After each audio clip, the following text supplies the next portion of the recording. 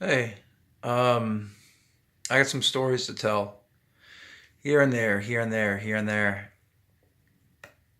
Um, this one's called the Opier.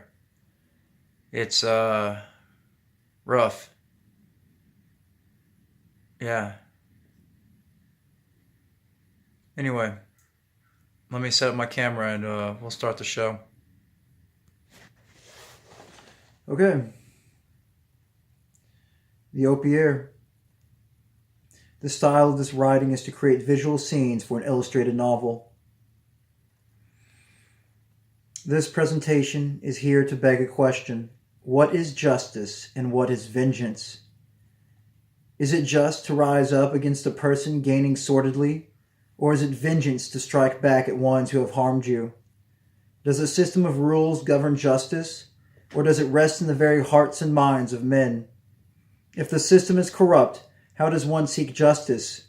Does one wait until one is harmed, then enacting vengeance?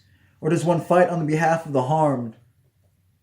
Is justice killing only men who deserve death? This story is about a man bent on slaughter. You'll soon see why. The samurai of the lily is seen in the training of his dojo. He has many students with him using wooden swords, weighted, to practice their technique. As it wraps up, a young student stays behind to speak to the master trainer. They are seen in a corner of the room as the other students pack up and leave. No words are heard, but she looks around, then kisses the master trainer on the cheek. No one else is there. She hurries out of the dojo blushing. The samurai of the lily holds a kiss to his cheek for a while. Later, we see the samurai holding a bouquet of lilies outside an apartment door. The door is ajar, as if someone had kicked it in. The samurai enters only to find the body of his beloved, dead, on the ground in a gruesome death. Blood is pooled all around her body as organs leak out of her. Falling to his knees and holding her head, the lilies are seen on the ground, with blood staining their flowers' petals. Opening up her hand, the samurai finds a bag containing white pills, opiates. The samurai is now in a bar. Blood is stained upon his shirt, and he's sitting in a booth alone. He has a bottle of tequila before him, a large glass of ice, and a small glass with limes. He drinks straight from the bottle. A man at the bar is laughing with friends. The samurai is holding his sword's hilt, unable to shake the horrid laughter of the man and his companions. Then the man speaks without knowledge of what he has said.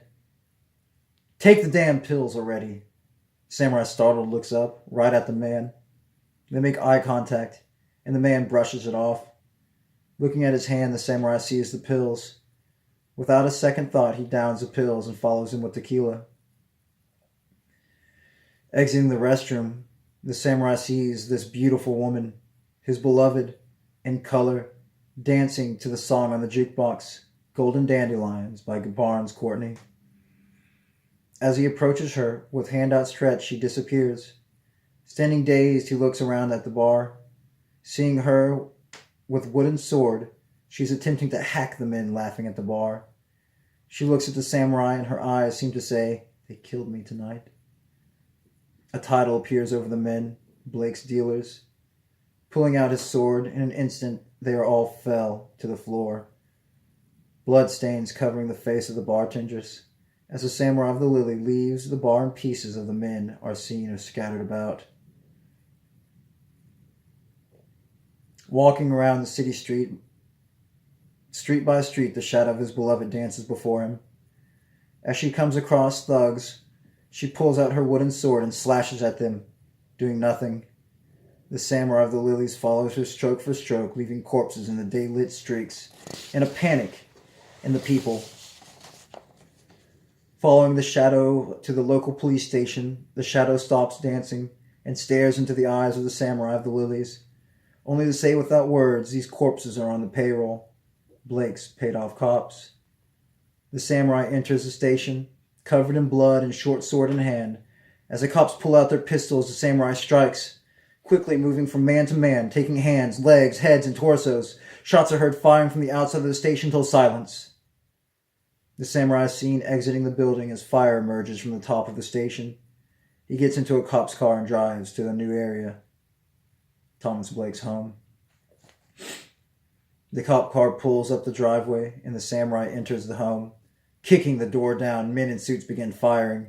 Taking a bull in the shoulder, the samurai and the shadow become one, surrounding him in the blue-green aura with red sparks emitting from it. He begins slashing his way through the men and sees Mr. Blake escape into a panic room.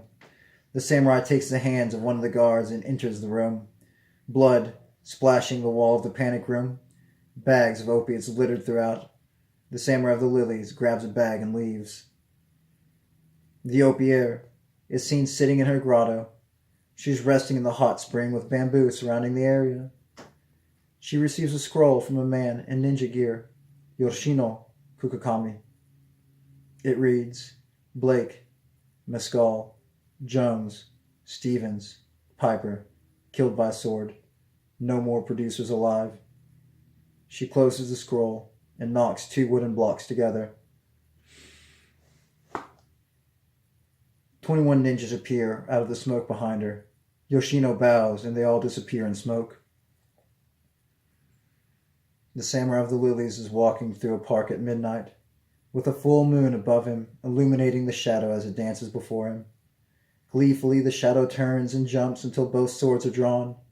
A shuriken emerges from the head of the beloved shadow. As the samurai deflects the star with his blade, more come from every tree shadow as he turns and twists, deflecting them all. Then the ninjas appear from the trees, Kukakami's crane ninjas, with blades of many kinds. The fight is on. Turning and striking, he takes them down as jump from place to place, avoiding many swings. The samurai runs for open ground, leading them into a parking garage empty of cars. The ninjas emerge at the entrance with Yoshino Kukakami leading them with a curved dagger. The battle continues as the samurai cuts down many. Finally, the head of Kukakami falls to the ground. A group of FBI agents, led by Richard Boyle, investigate the parking garage. Mr. Boyle picks up the head of Kukakami and takes a picture with his phone.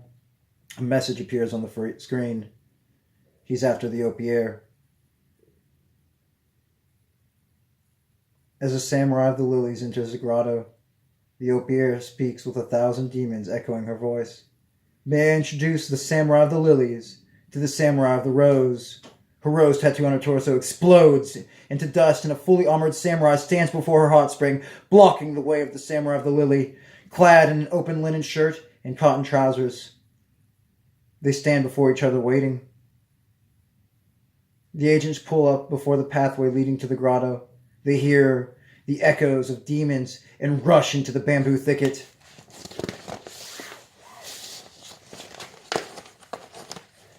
The shadow of the beloved appears from the air above the samurai of the rose, striking downward with both blades. Samurai of the lily strikes almost first. The samurai of the rose stands on the opposite side where he was, the place of the samurai of the lily where he stood. The samurai of the lily crumpled to the ground, holding his sword for support. He stares into the shadow of his beloved. The leg of the samurai of the rose falls off, and the samurai gushes blood from the wound, dying instantly. The samurai of the lily gets up as the Opier stands up in her hot spring. He enters the water, and blood streams from his body. He takes a short sword and stabs the woman, pushing her and him out of the hot spring, the blade completely through her diaphragm. The Opier coughs blood and dies. Falling to the ground, crumpled again, the samurai looks into the eyes of his beloved.